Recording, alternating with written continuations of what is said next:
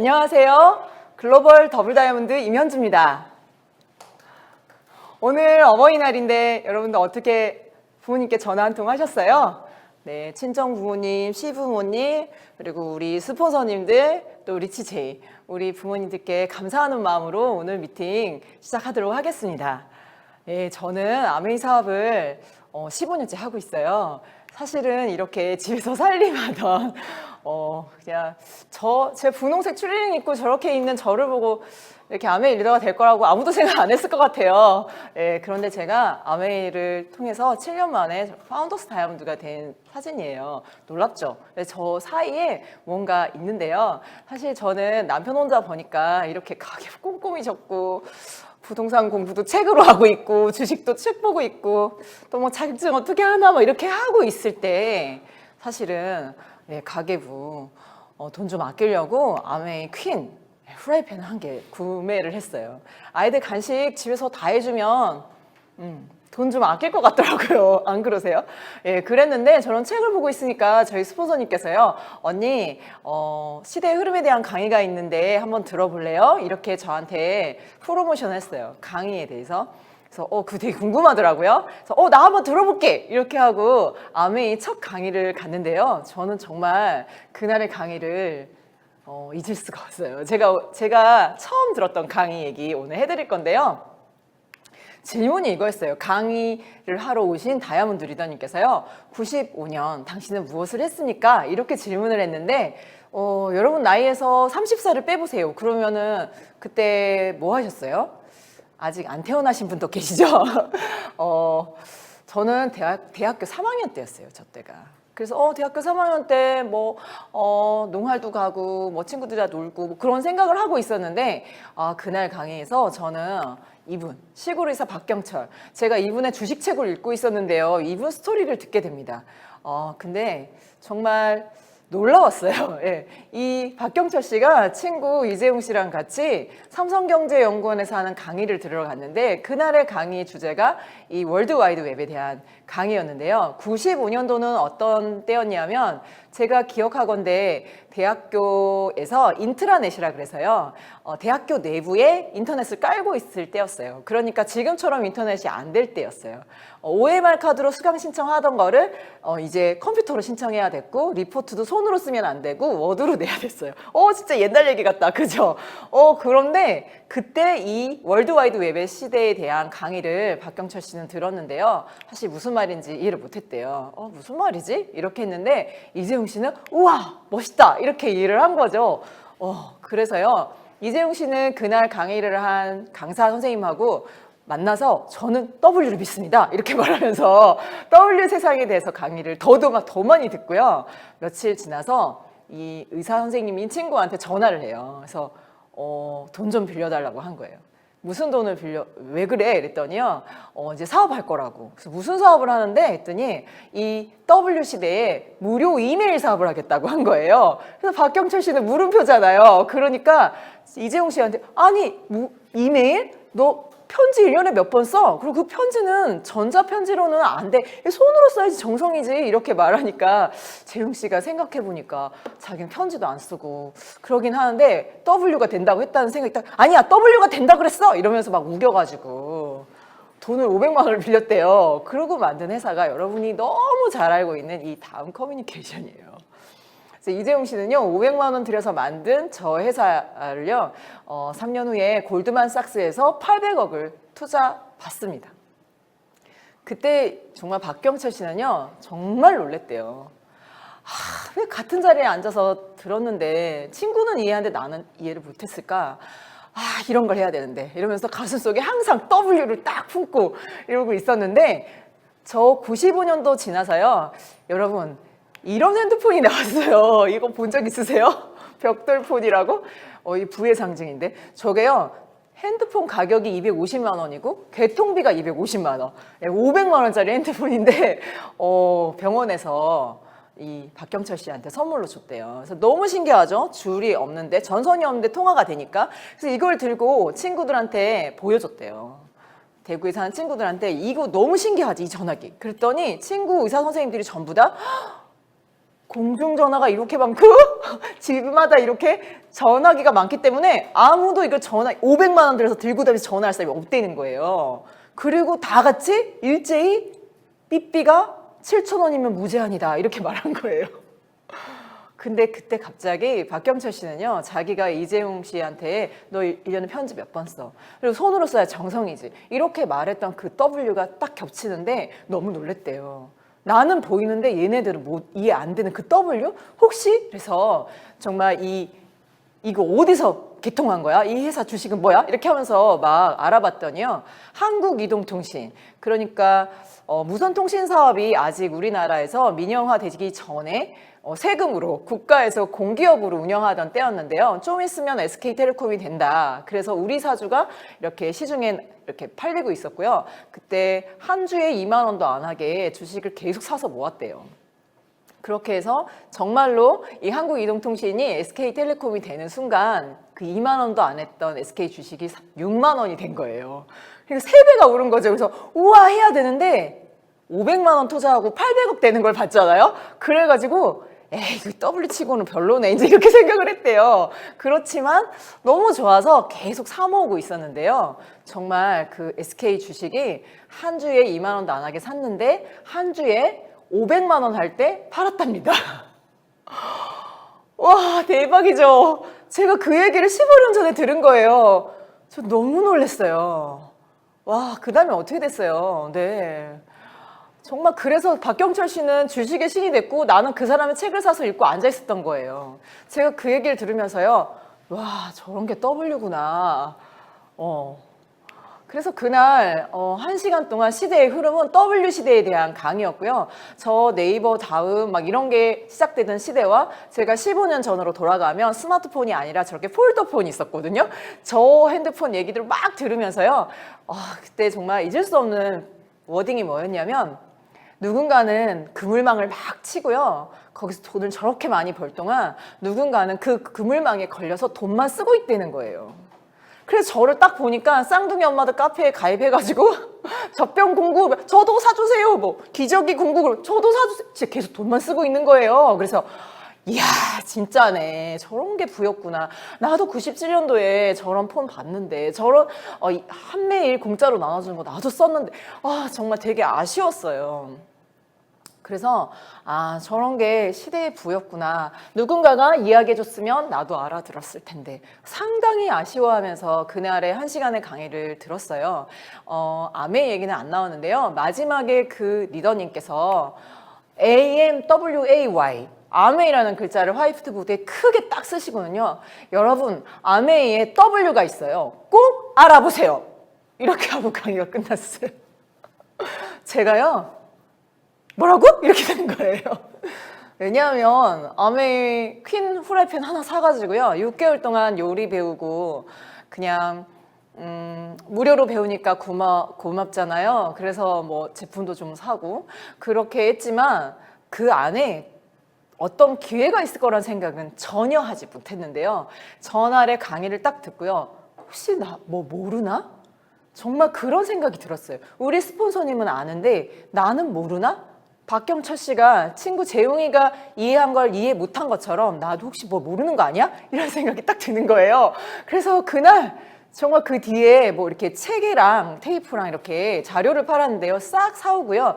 그 뒤에 하는 강의까지 들었어요. 원래 들을 생각이 없었는데 그 뒤에 무슨 강의를 할지 너무 궁금한 거예요. 네, 그 강의 끝나고 탱크화 강의를 했는데 그게 더 궁금했어요. 뭐 10가지를 하면 성공한대요. 그래서 아니 성공이 그렇게 쉬워? 이렇게 중얼중얼 하면서요. 이거 나 근데 뭔진 모르지만 한번 알아보고 싶다 이런 생각이 정말 들었고요. 그때 제가 알아보면서 발견한 게 있어요. 그래서 오늘 그 얘기를 해드릴 건데요. 어떠세요? 저는 집으로 가서요. 그날 그 사가지고 온 자료를 다 읽고 듣고요. 그리고 인터넷 서점으로 가서 책을 엄청나게 샀어요. 네트워크 마케팅? 예, 그렇게 돼 있는 책들을 왕창 사고요. 그 카더라 통신이 많은 무슨 뭐 안티사이트 이런 데는 안 갔어요. 왜냐하면 그거는 공적이지 않잖아요. 그냥 개인적인 의견이잖아요. 그래서 책을 사서 읽으면서요. 뭔가 내가 모르는 게 있다면 알아내고 싶었어요. 그래서 저희 스폰서님께 자료 없어요? 이렇게 물으니까요.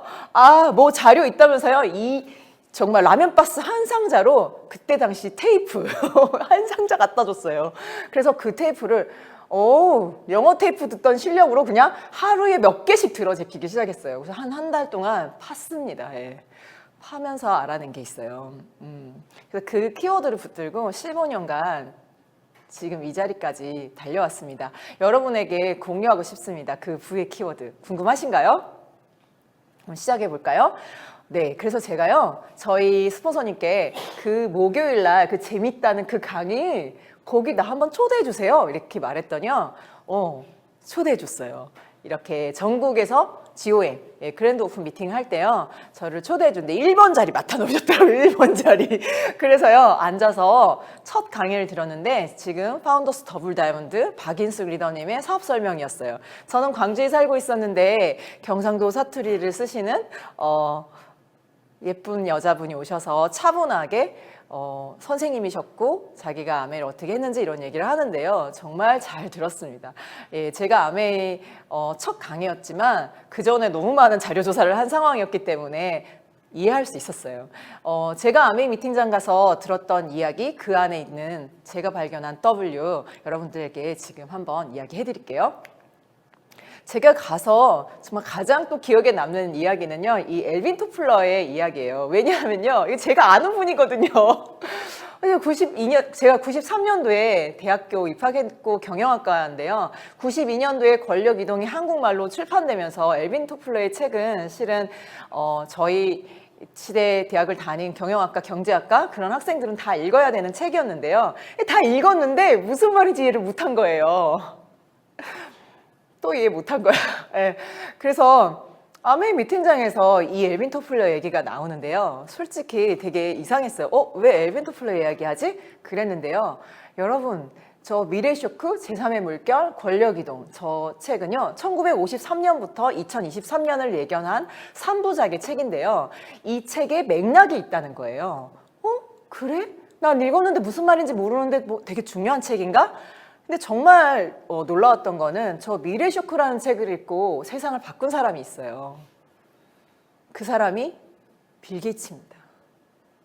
빌 게이츠는 자서전에 자기가 70년대에 하버드 다닐 때 저 책이 출판이 됐는데 읽었는데 컴퓨터가 교실 크기만 할 텐데 정부나 기업, 학교, 군대 이런 데만 컴퓨터를 쓰는 줄 알았는데 개인들 집집마다 컴퓨터를 쓰게 된다는 거예요.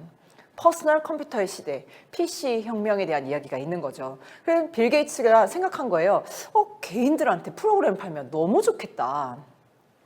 그래서 빌 게이츠는요, 마이크로소프트웨어, 개인이 쓰는 프로그램이라는 회사를 만들고 20년이 지나서 1990년대 갑부가 됩니다. 전 세계 1등 갑부가 되는 거예요.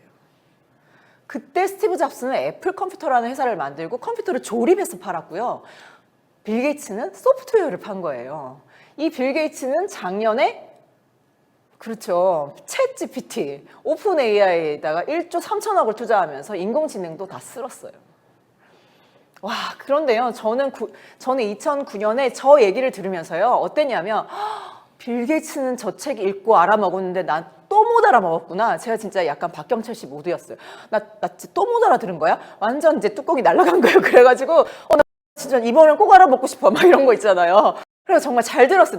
나 이번에도 못 알아들으면 나 진짜 바보야. 이러면서 그날의 강의를 정말 열심히 들었는데요. 저 미래 쇼크, 제3의 물결, 권력 이동은 중요한 키워드가 있는데 그게 뭐냐면 변화예요. 미래 쇼크는 변화의 속도에 대한 이야기예요. 그래서 아무리 열심히 살아도 속도를 따라잡지 못한 사람은 가난해진다는 거예요. 불황이 온대요. 정말 놀랍죠? 전 열심히 일하면 잘 살 줄 알았어요. 근데 열심히 일해도 속도를 못 따라잡으면 가난해진다는 거죠. 그래서 변화의 속도를 따라잡아야 된다는 얘기가 저 책의 내용이라는 거죠. 오, 한마디로 그냥 이해되는 거예요. 제3의 물결은 그래서 그 변화가 빠른 속도로 어떤 방향성이 있다는 얘기고요. 그래서 권력인 돈이 이동한다. 오, 그냥 역시 아메이 강해요. 진짜 그냥 핵심 정리 딱 해주는 거죠. 오, 그런 말이었어? 그럼 변화가 어디로 가는데?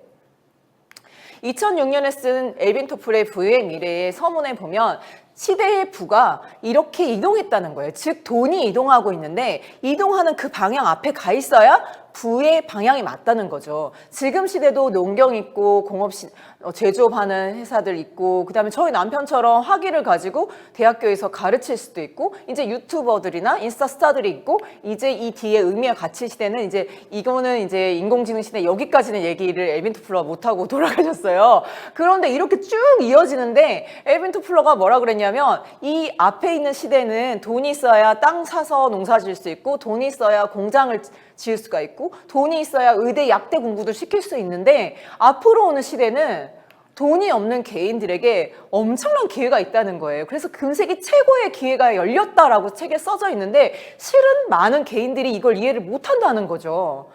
저도 이 얘기를 듣는데요. 여러분 솔직히 이해되세요? 뭐 하려면 돈 있어야 되는 거 아니에요? 그리고 뭐 자격증도 있어야 되고 스펙도 있어야 되는 거 아니에요? 근데 그런 게 없는 사람들에게 엄청난 기회가 오는 시대가 열린다는 거 아니에요? 그래서 정말 알똥말똥한 얘기였지만요. 솔직히 저 엘빈 토플러라는 이름의 무게감이 너무 컸어요. 빌 게이츠도 그의 책을 읽고 전 세계 1등 갑부가 되고 있는데 나 이번에도 못 알아들으면 안 되는데 이런 생각이 정말로 들었고요. 그래서 저희 남편은 박사학위 가지고 대학교 교수잖아요. 그러면 제가 우리 남편하고 똑같이 대학원 등록해서 학위 따고 아니면 자격증 같은 거 따가지고 일을 한다면 몇 년까지 저희 가족이 버틸 수 있을까요? 그렇죠. 그래서 앞으로 오는 부가 뭔지 나는 좀 궁금하고 알아보고 싶다는 마음이 딱 먹었고요. 그래서 저는 사실 운전면허증밖에 없어요. 정말 그 흔한 워드 프로세서 자격증도 하나 없어요. 그래서 좀 다른 걸 알아보고 싶다. 그중에 V의 키워드인 공유, 연결, 플랫폼, 프로슈머 저런 단어들이 엘빈 토플러 책에 나오는 이야기거든요. 그래서 저 단어들을 상당히 궁금하게 바라보기 시작했고요. 제가 본 가장 중요한 키워드는 이 프로슈머라는 글자예요.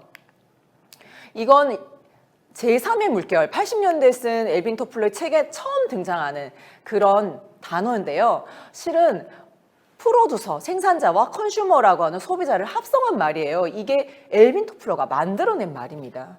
그러니까 원래 생산과 소비는 이렇게 나눠져 있었던 거예요. 그런데 이게 이상하게 짬뽕이 되는 사람이 나타난다는 거예요. 그게 엘빈 토플러가 발견해낸 거고 저런 단어를 만든 거예요.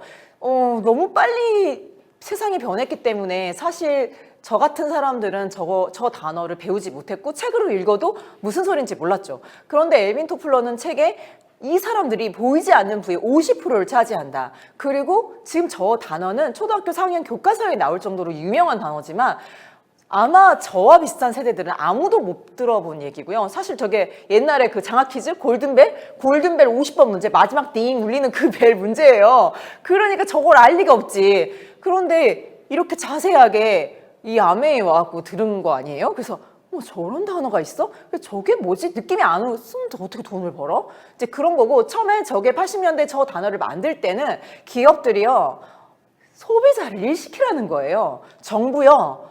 정부에다 대고 정부가 다 예산으로 일을 하려고 하지 말고 이 시민들을 시간을 정말 의미 있게 쓰고 싶은 시민들의 시간을 가지고 복지비를 세이브하면서 자원봉사를 시키라는 거예요. 그러면 시간의 소비가 복지비의 예산 축소로 이어진다는 거예요. 그래서 우리 시민들이 봉사를 해주잖아요. 그러면 그게 다 원래는 인건비가 나가서 일을 해야 되는 그런 일들인데 그게 시간을 의미 있게 소비하는 시민들의 시간을 가지고 복지비가 세이브가 되고 정부 재정이 세이브 된다. 막 이런 얘기가 책에 써져 있는 거예요. 나는 보람 있고 뿌듯해서 내 시간을 소비했는데 그게 정부의 예산을 절약해주는 수단이 된다? 그런 거구나. 이렇게 좀 이해를 했지만 너무 개념이 잘 이해가 안 되잖아요.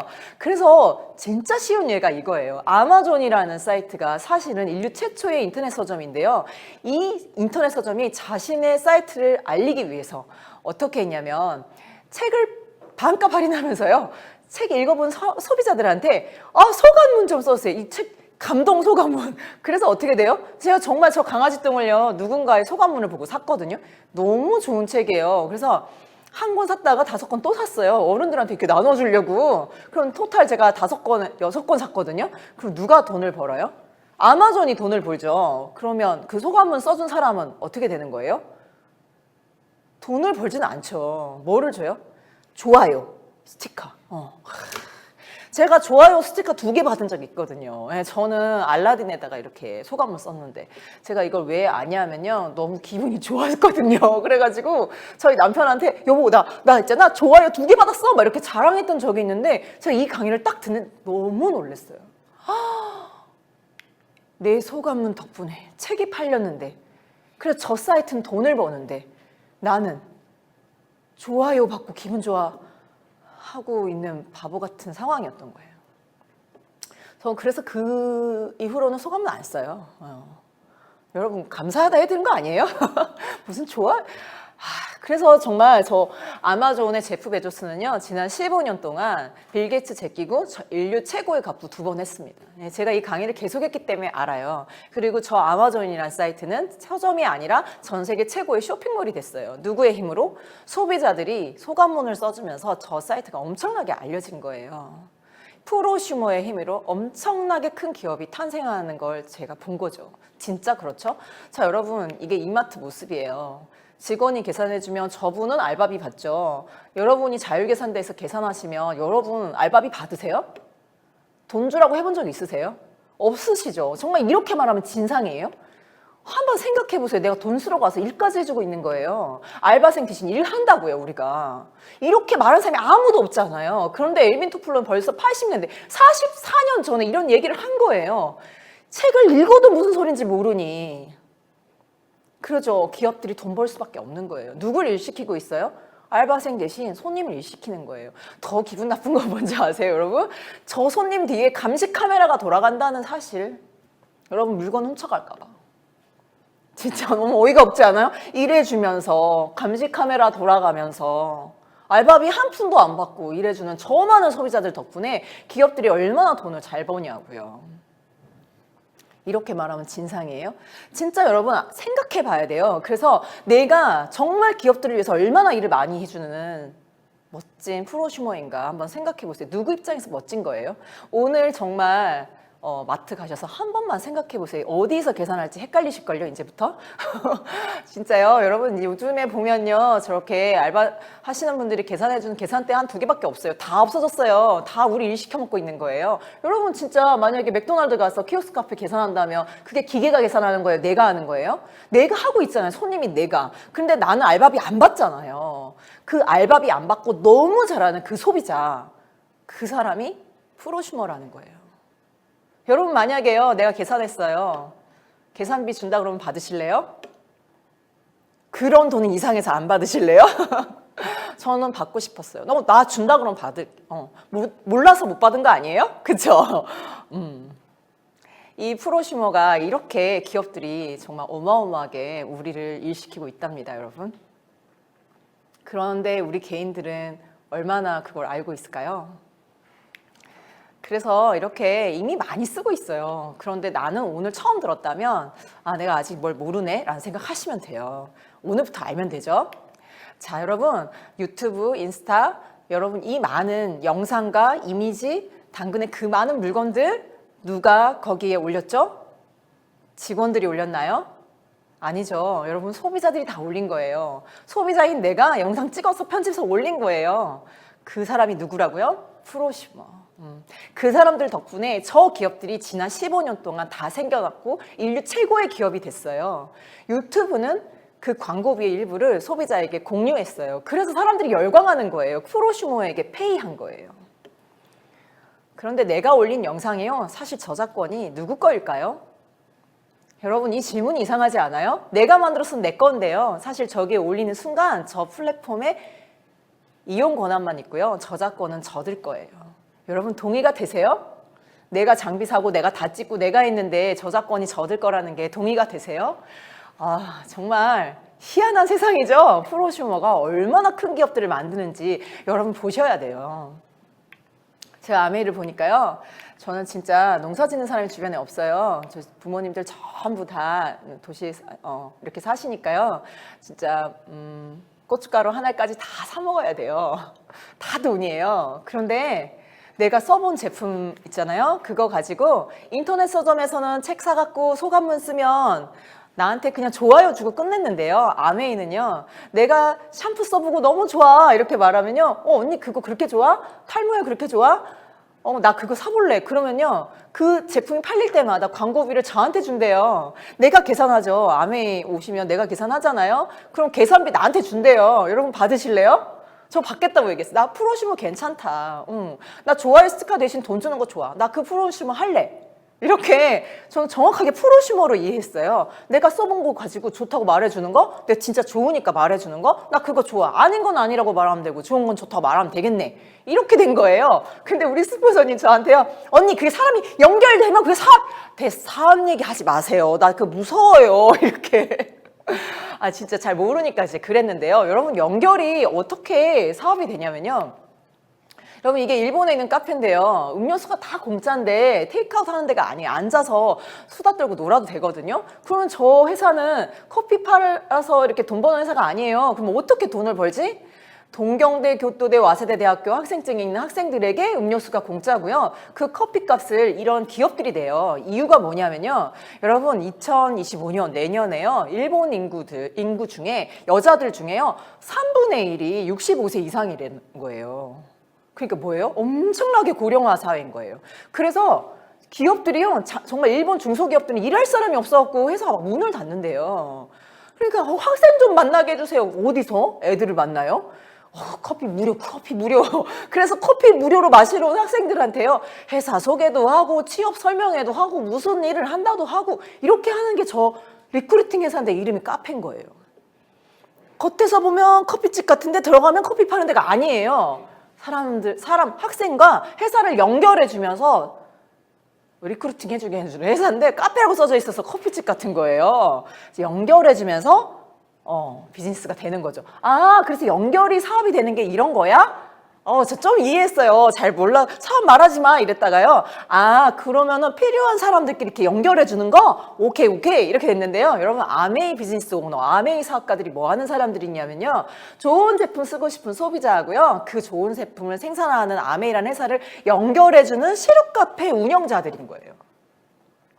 그러니까 아메이 사업 하시는 리더님은 무슨 일 하세요? 그러면 저 시루 카페 운영해요. 이렇게 말씀하시면 딱이라니까요. 그 시루 카페가 뭐예요? 연결해 주는 거예요. 이렇게 얘기하면 되죠.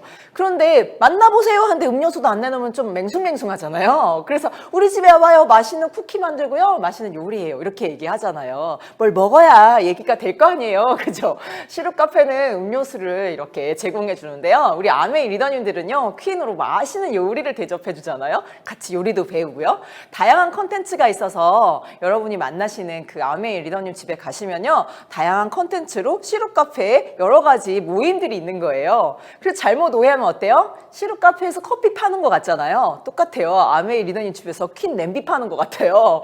그런데 가교일 뿐이라는 거예요. 그래서 좋은 제품 쓰고 싶은 소비자와 회사를 연결해주는 카페를 운영하는 사람, 그리고 그 카페를 운영하는 사람은 자기가 써본 거에 대한 소감문을 쓸 수 있는 책 읽어보고 소감문 쓰는 것처럼 좋은 제품을 쓰고 소감문을 쓰는 프로슈머, 정확하게 이렇게 이해한 거예요. 연결해주는 일? 근데 뭘 연결해줘? 좋은 제품을 생산하는 회사와 소비자를 연결해주고 또 무엇인가 자신의 독자적인 사업으로 성공을 꿈꾸는 모든 사람에게 그 사업의 기회를 주는 회사를 연결해주는 이 아메이라는 회사를 만나봐. 그 연결해주는 시루 카페? 오, 그런 거였어? 이렇게 이해를 한 거죠. 여러분, 아메이를 어떻게 이해하세요? 저는 이렇게 이해를 했답니다. 엘빈 토플러가 말한 그 부의 키워드. 프로슈머와 연결, 그리고 플랫폼으로 이해했습니다. 그런데 지금 우리 시대에 가장 잘 나가는 회사들이죠. 네, 젊은 분들이 다 이런 회사에 취직하고 싶어 하신다면서요. 뼈를 묻을 생각은 없다면서요. 그래서 이렇게 네이버, 카톡, 라인 이 첫 글자만 따갖고요. 네카라 쿠베 당토라고 그래요. 네카라 쿠베 당토 이런 데다가 취직을 하는데 한 몇 년에 한 번씩 이렇게 이직을 해야 능력자라면서요. 그래서 이렇게 능력자로 막 이렇게 이직을 한 다음에 막판에는요. 창업을 하는 게 꿈이래요. 그러면 뭐 떡볶이 가게 이런 걸 내는 게 아니라요. 이 네카라 쿠베당토와 비슷한 회사들을 창업하는 게 꿈이래요. 근데 그게 뭐? 이런 회사가 뭐 하는 회사냐고요? 이렇게 보세요. 그러면요. 소비자들과 이렇게 생산하는 사장님들하고 연결해주는 중간 플랫폼 시룩 카페들이에요. 시룩 카페들. 네. 그래서요. 내가 만약에 배달의 민족에 치킨을 시키면요. 배민에서 치킨 튀겨서 나한테 파는 게 아니고 배민에 런칭돼 있는 치킨 가게 사장님이 나한테 판매하고 그다음에 고맙다고 배민에 수수료 주고 이렇게 돼 있잖아요. 그래서 이게 딱 보면 시룩 카페 아니에요? 연결해 주잖아요. 필요한 사람들끼리 만나게. 그죠? 그래서 이런 거 해가지고 하나 창업한다 그러면 벤처를 하고 싶은 게 꿈인 거예요. 여러분 벤처 잘못하면 벤치에 앉는 거 아시죠? 그런데 사실 그걸 하고 싶은 거예요. 왜? 저쪽에 돈이 몰리니까요. 근데 보세요. 아메이. 소비자들하고 생산자들을 연결해주는 시룩 카페 한번 생각해 보세요. 제가 206동 우리 아파트 207동, 202동, 201동 언니들을 막 다 연결해가지고 같이 요리 미팅 하는데요. 그러면은 간장이 맛있어요. 그러면 나 이 아메이 간장 사고 싶어. 그러면 제가 파는 거 아니죠. 어디서 팔아요? 그렇죠. 아메이에 런칭되어 있는 진미식품에서 직접 팔겠죠. 예. 그러니까 그 진미식품에서는 이 광주에 힐스테이트 사는 이 201동 1이던 이분은 누가 소개한 거야? 누가 소개했어요? 저 206동 사는 이면주. 그래서 연결 시룩 카페에다 수수료 주는 거예요. 아메이 사업이 네카라 쿠베당토랑 똑같죠. 그죠? 네. 그래서요, 이렇게 정확한 개념을 이해하고 아메이 비즈니스를 딱 보면요, 연결해 주는 거구나. 그리고 그 간장을 막 집에다 엄청나게 쟁여놓고 파는 게 아니라 그 회사랑 소개해줘서 둘이 만나? 하고 연결해 주는 거예요. 오, 여러분 이해가 되시나요? 그런데요, 그렇게 연결해줬으면 막 처음에 연결해준 사람만 엄청 돈 많이 버는 일이면 여러분 하지 마세요. 그런 일이 아니어서 한 거예요. 그래서 정말 이 스폰서님과 나와 친구 AB가 연결됐을 때 모두 이렇게 쓴 거를 다 합산해 주잖아요. 그럼 스폰서님은 80만 점의 포인트가 생기고 나는 친구들과 모으니까 60만 점, 친구 AB는 20만 점씩 이렇게 캐시백이 생긴다고 할 때요. 제가 저희 남편한테 여보 누가 돈을 많이 벌 것 같아? 이렇게 물어보니까 우리 남편이요. S! 하고 딱 얘기해 주더라고요. 그래서 여보 나도 그런 줄 알았잖아. 그런데 전체를 모으면 80만 포인트인데 이게 6% 캐시백이니까 48,000원. 그런데 스폰서님이 48,000원이 생겼는데 나랑 친구 AB 거는 스폰서님께 아니니까 빼줘야 돼. 그래서 60만 점인 나와 친구들 합산한 그룹을 빼주면요, 스폰서님은 48,000원에서 36,000원 빼면 12,000원이잖아요. 그리고 나는 또 36,000원 다 가지면 안 되죠. 친구들 거 빼주니까 24,000원인 거예요. 그래서 여보 이상하지? 내가 더 많잖아. 이렇게 얘기하니까 우리 남편이요. 이렇게 보더니 이상한 회사인 줄 알았는데 괜찮다 이러는 거예요. 그쵸 여러분? 왜 그래요? 원래 먼저 왜 회사도 호봉이 먼저 들어온 사람이 높고 저기 세뱃돈도 언니들이 더 많이 받잖아요. 그죠? 그런데 아메이는 이상한 거예요. 그래서 우리 스폰서님께 왜 이게 늦게 가입한 제가 돈이 많아요? 그랬더니 언니 연결이 사업이 되잖아요. 그러니까 스폰서는 나한테 한 번 연결했고 언니는 친구 2명한테 연결했고 연결이 더 많잖아요. 연결을 많이 할수록 소득이 많은 거예요. 이렇게 말해주더라고요. 그래서 연결 많이 해서 그러면 친구 B가 연결을 더 많이 하면 친구 B가 돈을 더 벌어요? 그랬더니 맞대요. 친구 B가 10명한테 막 연결하잖아요. 그럼 포인트는 스폰서님이 제일 많은데 실질적인 현금은 B가 더 많이 가져간대요. 그래서 그래서 생각해봤죠. 그냥 줄 잘 서서 가만히 앉아서 돈 버는 일이 아니라 제가 열심히 연결해서 돈을 버는 일이다. 괜찮지 않아요? 그리고 우리 스폰서님이 돈을 벌고 싶으면 어떻게 해야 돼요? 그렇죠. 열심히 연결을 많이 하시겠죠. 그래서 그때요 깨달았어요. 열심히 일한 사람이 돈을 더 많이 벌어가는 그런 구조구나. 너무 괜찮다 이렇게 생각했어요. 그래서요, 나 이거 한번 해봐야겠어. 이렇게 생각을 하고요. 저희 남편 열심히 해봐. 이러시더라고요. 그래서 같이, 알았어. 이렇게 해서 15년째 열심히 하고 있어요. 자, 여러분 혼자서 쓰면 겨우 3% 받으니까 6,000원 받는데요. 제가 이 사람 저 사람에게 이렇게 공정한 마케팅, 그리고 프로슈머 연결하는 곳에 돈이 있는 거 이런 걸 알려줬더니요. 다 합쳐 6명한테 알리면 이렇게 20만 점씩 다 써야 되는 거 아닌데요. 이렇게 필요한 거 있으면 모아서 이렇게 주문을 하면요. 다 모으면 140만 점, 9% 12만 6,000원이세요. 내 거 아닌 거 친구들 거 20만 점 쓴 사람 3%인데 6명이죠. 그래서 빼주면 딱 9만 원인데요. 실은 정말로 저 돈이 벌어지나 궁금했어요. 네. 제가 더블엑스 너무 좋아했는데요. 가계부를 너무 꼼꼼히 쓰니까 더블엑스 한 통 값을 가계부에서 뺄 수가 없었어요. 돈이 없었다기보다요. 1년에 한 3천만 원씩 저금했었거든요. 진짜 현금으로 저금했어요. 그런데 안 쓰면 되거든요. 근데 너무 좋은데 못 먹겠는 거죠. 그래서 저희 스폰서님께 나 진짜 돈이 없어서 더블엑스를 못 먹겠어요 했더니요. 공부하면 저 돈을 벌 수 있대요. 그래서 거짓말 같더라고요. 그래서 돈 공부해서 번다는 게 아니라 그냥 좀 궁금하니까 배우나 보자 이렇게 하면서 시작을 했는데 실제로 딱 한 8만 원 정도가 들어오니까요. 우리 남편도 먹고 우리 아이들 유산균 아메이 인테스티플로라 먹이고 싶다 그래가지고요 한 50만 원 필요하더라고요. 그럼 좀 더 공부해볼까? 그렇게 해서 이렇게 조금 더 알리기 시작했고요. 이렇게 전체를 모아서 내 거 아닌 그룹을 싹 다 빼주면 정말로 저 15% 할 때 48만 원 들어왔는데요. 저 때 정말로 딱 가계부를 그만 썼어요. 그때부터 지금까지 가계부 안 써요. 이 콩나물 대가리값까지 내가 알아가지고 내 인생 안 변한다. 그냥 돈 더 벌자. 이런 마음이었고요. 저 같이 이렇게 소비자 하는 엄마들한테요. 우리 50만 원 벌자. 이렇게 하면서 그냥 프로슈머고 연결해주면 돈이 벌어지는데 내가 가르쳐줄게. 같이 배워보자. 이렇게 하면서 사업이 시작됐고요. 맛있는 거 만들어 먹었죠. 시럽 카페에서 음료수 대접해주는 것처럼 우리 집에 오면 쿠키도 만들고 이랬는데 꼭 냄비 사야 돼 이렇게 말 안 했고요. 집에 있는 저기 오븐 있지? 거기다 해! 이렇게 하는데 나는 내 아메이 퀸이 좋으니까 여기다 구울 거야. 뭐 이렇게 해서 다 자기 집에 가서 오븐으로 굽다가 안 되니까 다 퀸 사더라고요. 예. 저한테 말도 안 하고 세트도 사시고 막 하시더라고요. 제가 파는 거 아니죠. 제가 잘 쓰고 있는 프로슈밍을 했을 뿐이라고요. 그렇게 해서 캐시백이 많이 모였고요. 실제로는 현금 이 물가 상승률 지금 1.78 이런 식으로 이걸 곱해주면 더 많은 현금이 들어오는데요. 저는 48만 원 받았어요. 그리고 정말 1년 3개월 아메를 해봐야지 이렇게 결심하고 1년 3개월 됐을 때 제가 SP가 됐는데요. 이렇게 전체 모아서 내 거 아닌 거 싹 다 빼주면요. 실제로 지금은 뭐 브론즈 빌더 가중치도 있고 하지만요. 저는 130만 원 받았는데요. 너무 고소했어요. 그래서 야 이거 진짜 되네 이렇게 하면서 프로슈머는 정말 되는 거야. 그리고 제가 목포에 살았기 때문에 매장이 없잖아요. 그래서 정말 다 그냥 택배 시켜 이런 거 있잖아요. 그리고 한두 개 내가 갖다 줄게 이렇게 하면서 연결해주는 일을 계속했어요. 근데 실제로 저렇게 네트워크가 만들어졌습니다. 이렇게 해서 커진 거고요. 그리고 또 하나 더 와서 공부를 하다 보니까요. 정말 왜 불안해요? 이렇게 남편이 이렇게 은퇴하고 나면 수입이 없어질 거잖아요. 그래서 연금도 들어놓고 뭐 상가 같은 거 하나 있으면 좋겠다 하고 막 이런 거 투자 막 하시잖아요. 그런데 저 뒤에 지출은 계속 있지만 수입이 없는 저 시간을 어떻게 할까 이걸 대비를 해야 되는데 노동에서 들어온 돈이 있고 계속 들어오는 자산과 같은 머니라인 같은 돈이 있다. 이렇게 정확하게 개념 정리를 제가 하게 된 거예요. 이 미팅장에 계속 오면서요.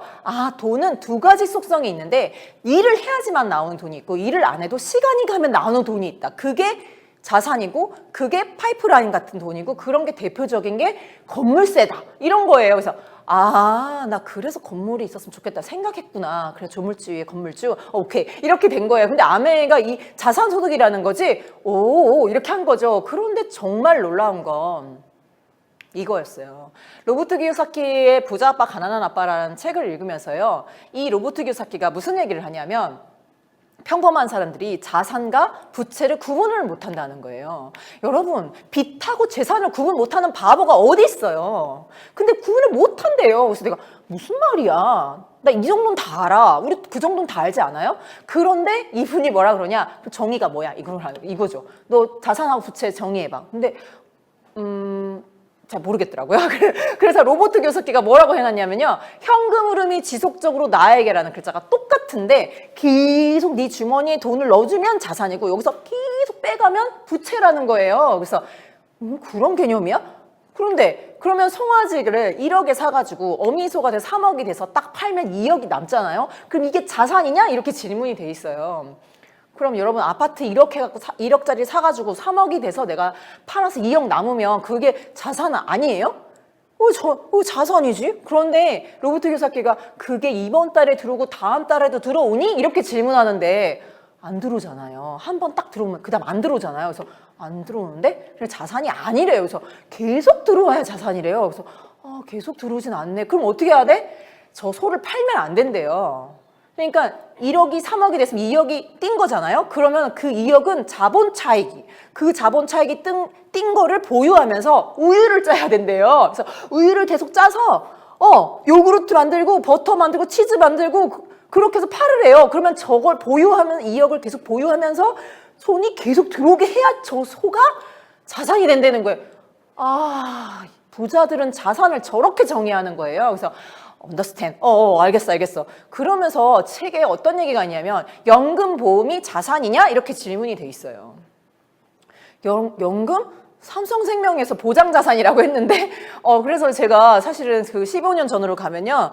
뭐 연금을 들어야 되나 막 이러면서 알아봤는데 우체국 연금이요. 30년 동안 97만 원씩 우체국 연금을 들면 65세에 100만 원씩 죽을 때까지 준대요. 그래서 97만 원을 들 돈도 없지만 또 제가 보험회사가 당신에게 알려주지 않는 진실 뭐 이런 책을 읽고 있었거든요. 그래서 솔직히 현재 가치로 100만 원 되는 돈을 넣었는데 30년 후에 100만 원은 30만 원 가치밖에 안 될 돈을 내가 받는 거예요. 죽을 때까지. 그게 보험이다. 이렇게 써져 있는 거예요. 그래서 understand. 그런데 이 로버트 교사께는 뭐라고 얘기하냐면요. 당신이 보험에 가입하면 돈이 들어와요, 나가요? 이건 거예요. 그러면 30년 동안 내 주머니에서 보험금이 보험회사로 계속 나가죠. 계속 나가면 뭐라고요? 부채라고요. 그래서 30년 동안 부채였다가 연금 개시되는 65세 때 자산으로 전환되는 게 그게 연금이라는 거예요. 그래서 딱 30년 부채. 그리고 현재 가치 100만 원이 나중에 30만 원 가치. 연금 들 게 아니 이렇게 딱 된 거예요. 그래서요. 개념 정의가 정확하게 되니까 계속 나가? 계속 들어와? 이렇게 생각한 거예요. 그러면 당신이 가진 자산이 집이 전부면 당신은 위험하다. 이렇게 돼 있는데 한국 사람들 이런 거 있잖아요. 부동산 불패. 부동산 가치가 올라가면 돈 버는 거 아니야? 자, 여러분 생각해 보세요. 내가 집을 깔고 앉아서 살고 있는데 그럼 돈이 들어와요? 나가요? 매달 관리비 매달 나가고 1년에 2번 재산세 계속 나가고 현금의 흐름이 이 집을 소유함으로써 들어와요? 나가요? 지속적으로 나가죠. 그럼 그게 자산이라는 거예요. 부채라는 거예요. 로버트 기요사키 입장에서 그게 부채라는 거예요. 진짜 되게 얄미운데 그렇다는 거죠. 그래서 그럼 어떻게 해야 돼? 이 집을 소유함으로써 들어오는 흐름이 있어야 된다는 거예요. 어떻게 흐름을 만들어? 에어비앤비라도 해야 된다는 거죠. 그래서 여러분 진짜 있잖아요. 지금 잘 나가는 회사들이 뭐 하고 있나 보세요. 여러분 이 회사들이요 전부 다 머니라인을 깔고 있는 거예요. 아이폰에 있는 내 사진을 보려면 아이클라우드에 올리세요. 자, 올리는 순간 어떻게 되죠? 그 사진을 보고 싶으면요 한 달에 1달러씩 계속 돈을 아이폰에 내야 돼요. 그러면 나는 1달러가 계속 나가는 흐름이죠. 지속 지출, 지속 부채인데요. 저 회사 입장에서 어떻게 돼요? 계속 들어오는 자산. 머니라인이 깔리는 거예요. 전 세계 사람들한테 아이폰 쓰는 사람들한테 1달러씩 받아 가져가시는 머니라인이 깔리는 거예요. 여러분 아이폰이 핸드폰 팔아가지고 돈을 뭐 그런 게 아니라요. 지속 지출, 우리에게 지속 지출, 지속 그들의 자산. 여러분 내 사진 보러 가는데 계속 돈 내야 돼요. 괜찮으세요? 평생? 저는 안 괜찮거든요. 그런데 시스템이 저런 식으로 깔리고 있는 거예요. 이제 핸드폰이 얇아지면서 다 클라우드 쓸 수밖에 없게 되고 그러면 거기에 사용료를 낼 수밖에 없어요. 여러분 저 챗GPT 고급 버전 나오면 여러분 다 돈 내면서 써야 되잖아요. 아직 나 무료만 써야지만 고급 버전에 있는 거 쓰고 싶어지실걸요? 그럼 어떻게 되죠? 죽을 때까지 계속 사용료를 내야 돼요. 그러면 저 회사에 여러분 계속 지속 지출, 부채가 난 내 입장에서 부채고요. 저 회사 입장에서 자산인 거예요. 저들이 원하는 게 뭐예요? 제일 잘 나가는 회사가 원하는 게 뭐예요? 계속 자신들에게 돈이 들어오는 지속 수입, 들어오는 자산. 우리 입장에서요, 계속 나가는 부채라는 거죠. 그래서 정말 키워드로 보면 부자들은 전부 다 지속적인 머니라인을 깔려고 무지하게 애쓰고 있다는 거예요. 그럼 나는요? 계속 써요? 들어오는 돈이 있어요. 그래서요, 와, 이게 키워드구나. 자산, 머니라인이구나. 여러분, 저는 한 번도요, 내가 쓰는 샴푸, 내가 쓰는 바디 로션, 내가 쓰는 세제, 내가 쓰는 자외선 차단제, 이게요, 부채라고 생각해 본 적이 없어요. 생필품 아니에요? 그런데 계속 사서 써야 되죠. 내가 오늘 아침에 치 하나 짜는 순간 100원입니다. 내가 펌프를 한 펌프 해가지고 머리를 감는 순간 200원입니다. 컨디셔너를 짜는 순간 300원입니다. 이렇게 그 샴푸가 말을 한다면 알 거예요. 내가 아침마다 돈을 얼마나 써대고 있는지. 그죠? 계속 나가는 돈이잖아요. 지속 지출, 누군가에게는 지속 자산, 나는 계속 부채. 와, 그래서요, 이게 나한테 계속 들어올 수만 있다면 이건 지속적인 수익, 권리성 수입, 자산이 될 수 있구나라는 생각을 하게 된 거예요. 그래서 정말로 이렇게 생각을 한 번도 이렇게 생각 안 했는데 계속 나가는 돈이었어? 그렇구나. 계속 들어올 수 있어야 되는데 어떻게 하면 돼? 그럴 수 있는 기회가 있어? 아메가 그 기회를 준다는 거 아니에요. 그래서요, 관심을 갖게 된 거예요. 나 자산을 만들어야겠네. 어느 날 일할 수 없는 시점이 올 건데 그때도 나는 머리를 감아야 되고 그때도 생활하는데 돈이 들어갈 건데 그 돈이 나한테 계속 들어오면 너무 좋겠다. 이렇게 얘기를 하는데요. 됐어. 나 그런 돈 필요 없어. 나 골치 아파. 막 이러잖아요. 그럼 어떻게 돼요? 내가 계속 쓰는 돈이? 그렇죠, 여러분. 대기업한테로 싹 다 가겠죠. 우리 윤아리다님 항상 얘기하시잖아요. 자기 이 회사에서 일했는데 비비고 가서 밥 먹고 올리브영에서 스타킹 사고 CGV 가서 영화 보고 대한통운 택배 시키고 내가 쓴 돈이 다 어디로 가버렸어요? 다시 그 회사로 다 들어갔다는 거예요.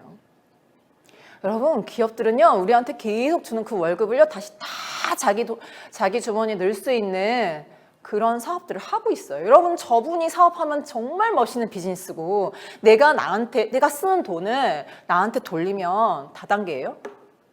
진짜 묻고 싶네요. 네. 그래서요, 정말 이런 거구나 이렇게 이해를 한 거예요. 자, 여러분, 그럼 어떤 컨텐츠로 내가 이렇게 프로슈밍을 할 수 있고 이렇게 사람들이랑 함께 커뮤니티를 만들고 연결시킬 수 있을까요? 그럼 내가 치약 얘기를 하려면 너무 이게 아이템 좀 별로인 것 같은데? 막 그런 생각도 드시죠? 자, 우리 아메이가요, 정말 이런 얘기를 한번 생각해 보세요. 저는 요즘에요, 정말로 120세까지 살까? 정말 이런 고민을 해요. 그럼 요즘에 장례식장 가면 100세는 이제 현실감 있어요. 그런데 120세는 살겠어? 이렇게 하는데요. 제가 요즘에 지박사님 강의 들으면서요. 지금 이제 어떤 얘기가 나오냐면 장기 프린팅 얘기가 이게 정말 4월 22일자 뉴스고요. 4월 3일자 뉴스고요. 이게 4월 19일 뉴스예요. 그러니까 지난달 뉴스죠. 여기 보면요. 장기를 이제 찍어낼 수 있어요. 그래서 췌장을 보호하다가 안 되면요, 갈아 끼는 거예요. 근데 정말 많은 장기를 갈아 끼울 수 있지만 갈아 끼울 수 없는 장기가 있어요. 그게 뭐냐면 뇌예요. 뇌는 찍어낼 수가 없는 게 아니고요, 기억을 심을 수가 없어요. 그래서 바꿔 칠 수가 없는데 이 뇌를 연구했던 많은 사람들, 그러니까 치매나 알츠하이머 이런 걸 연구하시는 분들이요, 연구를 해보니까 뇌신경세포 문제인가 하고 연구를 했는데요. 그게 다 어디로 귀결되냐면 뇌신경의 문제가 아니라 장이다, 이렇게 결론이 나고 있어요. 왜냐하면 뉴런 지역은, 이 뇌에서 뉴런 지역은 10%밖에 안 되고요, 넌뉴런 지역이 90%라는 거예요. 근데 그 넌뉴런 지역에 무슨 단백질로 돼 있어? 라고 연구해 보면요, 장에서 온 미생물들이 만들어낸 단백질로 이 뇌가 더 많이 만들어져 있다는 거죠. 그래서요, 뇌를 연구하던 사람들, 신경을 연구하던 사람들이 장으로 갔어요. 그래서 저 약이 뭐냐면, 바이오 위클리 저 뉴스가 뭐냐면요, 여러분, 똥을 이제 정말 코팅해가지고 캡슐에 넣어가지고요, 약이 나왔어요. 저게 CDPC라고 하는 항생제 내성이 있는 그런 균이 있어요. 항생제가 오면은 모든 균이 죽어야 되는데 CDPC는 어떤 균이냐면요, 이렇게 cap슐을 만들어갖고 항생제 오면요 독약 청청 괜찮냐고 살다가요 항생제 다 지나가면 다시 캡슐 열고 다시 염증을 일으켜서 설사를 쫙쫙하게 하면서 사람을 죽이는 그런 균이에요. 완전 무섭죠. 그거를 없애려면요 건강한 사람 장에 있는 똥을 코팅해 동결 건조해갖고 먹는 거예요. 원래 항문으로 넣어주는 약이 나왔는데요 저게 이제 먹는 약으로 나온 거예요. 즉 건강한 사람의 똥을 자꾸 또 그거를요 장에다가 이식하는 거예요. 그러니까 다 건강한 장이 되게 만드는 똥약이에요. 그런데 이런 게 막 나오는 장기 갈아치죠, 똥약 나오죠, 막 이런 상황인 거. 정말 120세까지 살겠네. 그런데 아메에서 2년 전부터 나한테 우리가 똥약을 먹을 수는 없잖아요. 그래서 정말 내 장에 좋은 균이 어떤 균이야? 그래서 맞춤형 유산균 처방을 하는 서비스를 시작했어요. 내 변을 보내면 6주 동안 배양을 해서 가장 내 장에 좋은 균이 많이 살게 하는 균을 찾아서 맞춤형을 처방해주는 그런 서비스가 시작됐죠. 마이랩이라는 프로그램이고요. 이게 정말 좋은 균이 얼마나 살아? 그리고 그 균들이 만들어내는 포스트바이오틱스. 사실 이 포스트바이오틱스가 장 정막의 원료고 이게 뇌세포 이런 온몸에 퍼지는 그런 물질이거든요. 이거의 양이 얼마야? 이런 거를 알아보는 서비스를 했고요. 하고 있고요. 그 다음에 건강한 성인 10,000명의 표준을 가지고 내 장이 어떤지 봐주고요. 정말 대단한 건 어린이들 1,000명의 데이터를 가지고 아이들끼리 분석해서 이 아이들 장이 어떤지 봐주는 거예요. 아이들 데이터를 어른 데이터의 기준에서 이렇게 설명하지 않아요. 그러니까 아이들은 아이들끼리 비교해주고요. 어른들은 어른들끼리 이렇게 비교해줘요. 그리고 성장기 어린이들 같은 경우에 성장 관련 장내에 유익한 미생물, 그 다음에 키 크는 거, 면역, 진을, 그 다음에 이거 피부 트러블. 원래 청소년들 이거 피부 트러블 엄청 관심 많죠? 영양소 소화와 흡수와 관련된 균들이 얼마나 분포하고 있는지 이런 걸 다 알려주는데요. 여러분 정말 아무리 좋은 균이라 해도 우리 애한테 맞는지 안 맞는지는 모르는 거예요. 그래서 우리 아이 맞춤으로 균을 처방받을 수 있다는 거. 그리고 이거는 제 건데요. 제가 3번 검사했는데 추적할 수 있어요. 제가 처음에 했을 때 저 파란 동그라미가 빨간 동그라미가 되고 그 다음에 이번에 지금 하고 있는데 다시 올라가고 지금 먹고 있는 이 마이크로바이옴 갖고 앞으로 어떻게 될지 되게 궁금해요. 그래서 제 장내 미생물 상태와 어떻게 되고 있는지를 이렇게 그래프로 그리면서 추적 관리를 할 수 있어요. 그리고 저렇게 잘 되려면 식사 처방을 식사가 좋아져야 된다는 거죠. 어떻게? 이 마이크로바이옴들이 좋아하는 식이섬유를 많이 먹어야 되는 그런 식사 처방도 하는 거예요. 그런데 지금 제일 앞서가는 하버드에서 2020년 라이프스타일 메디슨, 그래서 사람들이 왜 아픈가 했더니 생활 습관이 엉망이라는 거죠. 그래서 라이프스타일 의학이라는 걸 지금 하고 있는데 이 하버드 의대에서 지금 요리를 가르쳐 주고 있어요. 대박이죠. 그러니까 이게 무슨 말이에요? 우리가 뭐 하고 있어요? 지금 요리를, 셰프 코칭 프로그램이 있다는 거 아니에요? 그래서 무슨 요리를 가르쳐 주는데? 지중해 식단. 이렇게 해야지 장이 건강해진다는 거 아니에요? 이거 누가 가르쳐 주고 있는 거예요? TI로 우리가 퀸으로 요리 다 같이 하고 계시잖아요. 이거를 아메에서 다 하고 있잖아요. 그래서 하버드 의대는 맞춤형 유산균까지는 못하는데 이것까지 다 해주는 거야? 대박인데? 이렇게 된 거죠. 그래서 저희가 2월 달에요. 생활습관 성형, 그래서 4주 동안 저희 리더님들끼리요. 식사를 바꿨어요. 퀸으로 다른 식사를, 채소, 과일 많이 먹고, 그 다음에 이렇게 영양소 파괴 안 되는 퀸 요리를 하고, 그 다음에 25세트 라이드를 한 달 동안 시즌 6 도전을 하고, 이렇게 해가지고요. 같이 4주 동안 했는데요. 정말 데이터, 이게 제 인바디 데이터인데 보시면요. 겨우 식사 바꾸고 맞춤형 유산균 먹고 그리고 이거 25센트 라이드 좀 타고 얼마나 좋아졌어요. 저 정말 내장 지방 레벨 가만히 있는데도 그냥 떨어지더라고요. 근육량 증가하고 체지방 감소하고 인바디 점수 올라가고 기초대사량 올려가고 뭐 이런 게 다 있어요. 이게 뭘로요? 아메의 컨텐츠로 된 거예요. 그래가지고요. 지금 120세 시대에 장문이 왜? 굿모닝 루틴.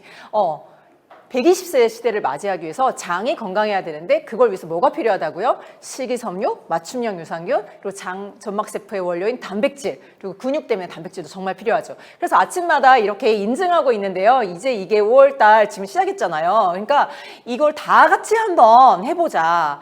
120세 시대에 요양병원에 누워서 아프게 보내지 말고 건강하고 팔팔하게 살면서 자신의 사명을 다하면서 행복하게 살아보자. 이런 프로젝트가 시작이 됐어요. 제가 지금 51살이니까요. 70년 이제 할 거거든요. 와, 대박. 대단하죠. 그죠? 네. 그래서 여러분, 정말 여러분은 어떤 도시에서 살고 싶으세요? 공기 좋고 물도 좋고 교통도 좋고 학군도 좋고 문화시설도 많고 그죠? 그런 데서 살고 싶죠? 그런데요 우리 몸에 사는 균들도요 좋은 곳에서 살고 싶대요. 그 좋은 곳이 어떤 곳이라고요? 식이섬유가 많고 단백질도 충분하고 맞춤형 유산균이 있어서 내 장에 꼭 필요한 것들을 잘 인프라를 깔아주는 그런 균이 있는 곳. 그게 바로 지금 마이랩이잖아요. 그래서 여러분 이런 컨텐츠를 가지고 사람들과 함께 건강해지고 맛있는 거 먹고 커뮤니티 만들고 어때요? 네, 그걸로요.